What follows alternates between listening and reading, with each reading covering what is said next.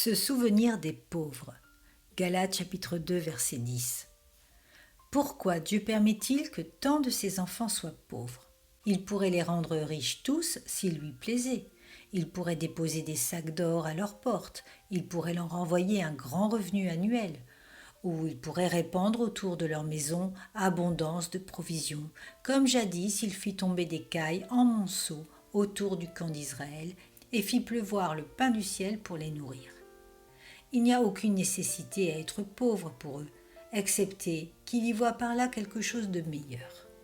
Le bétail accroché au flanc d'une colline lui appartient. Il pourrait les pourvoir. Il pourrait faire que les plus riches, les plus grands et les plus puissants apportent toute leur puissance et leur richesse aux pieds de ses enfants, car les cœurs de tous les hommes sont sous son contrôle. Mais il ne choisit pas de faire ainsi. Il leur permet de souffrir le besoin, le désir. Il leur permet de languir dans la pénurie et l'obscurité. Pourquoi ceci? Il y a plusieurs raisons. L'une est pour nous donner, nous qui sommes favorisés, une occasion de montrer notre amour pour Jésus. Nous montrons notre amour pour Christ quand nous le chantons et quand nous le prions. Mais s'il n'y avait pas de Fils dans le besoin dans le monde, nous perdrions le doux privilège de mettre en évidence notre amour en accomplissant les œuvres d'aumône en faveur de ses frères les plus pauvres.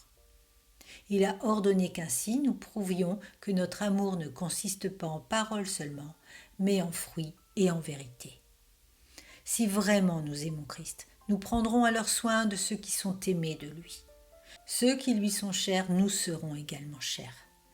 Ne regardons pas cela comme un devoir, mais comme un privilège de pouvoir secourir le pauvre du troupeau du Seigneur, nous souvenant des paroles du Seigneur Jésus. Ce que vous aurez fait au plus petit de mes frères, c'est à moi que vous l'aurez fait.